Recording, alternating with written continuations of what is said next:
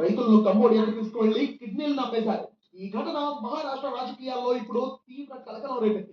Chandrapur kidney racket పై మహారాష్ట్ర ప్రభుత్వం serious అయింది.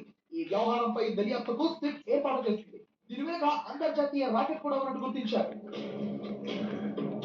ఇది నమ్మశక్యం కాని నిజం. మహారాష్ట్రలో అప్పుల పాలైన రైతు కన్నీటి కథ ఇది. చంద్రపూర్ జిల్లా నాగ్పూర్ గ్రామానికి చెందిన రోషన్ కులే అనే రైతు ఇచ్చిన ఫిర్యాదుతో పోలీసులు కేసు నమోదు చేశారు.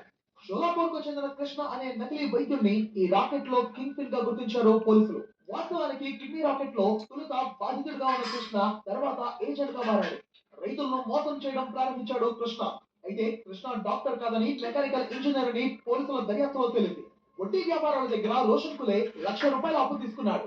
40% వడ్డీ చెల్లించలేక అతడు తన ఆస్తులు నమ్ముకున్నాడు.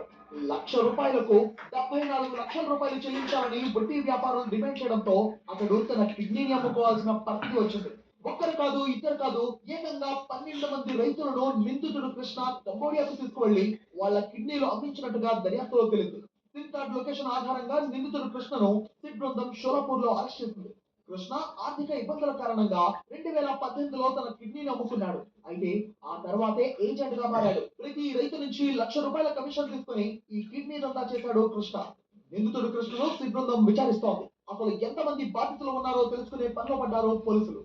देखो ये भी ₹100 का ये भी डोंगर ही है, ये किसी के माध्यम से गया, अभी उनको अभी पीछे चलना पड़ेगा, अब से रॉकेट शुरू है क्या తన ఆర్థిక ఇబ్బందులను తొలగించుకోవడానికి మొదట సోషల్ మీడియా వెబ్సైట్లను శోధించిన నకిలీ వైద్యుడు కృష్ణ చివరికి అంతర్జాతీయ కిడ్నీ రాకెట్ బారిలో పడ్డాడు.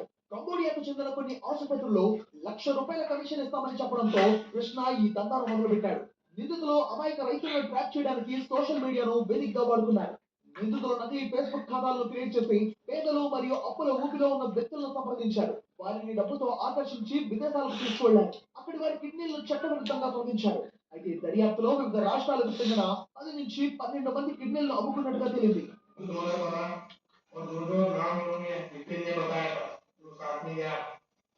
सभी डोनर थी, सभी खुद का किडनी बेच दिया। उसके बाद किसी के पर्टिकुलर रैकेट में वो भी शामिल था। ఈ కేసులో వడ్డీ వ్యాపారులతో సహా 6 వ్యక్తులను సిట్ ఇప్పటి వరకు అరెస్ట్ చేసింది. అయితే ఒకరు పరారీలో ఉన్నారు. ఈ కేసుకు ప్రధాన సూత్రధారి అయిన కృష్ణను కోర్టు 4 రోజుల పోలీస్ కస్టడీకి అప్పగించింది. రోషన్ కులే ఫిర్యాదు ఆధారంగా బ్రహ్మపురి పోలీస్ స్టేషన్ లో కేసు నమోదైంది. అయితే ప్రాథమిక దర్యాప్తులో 6 వడ్డీ వ్యాపారులను నిందితులుగా పేర్కొన్నారు. వీరిలో 5 అరెస్ట్ చేశారు. అక్రమ మనీ లెండింగ్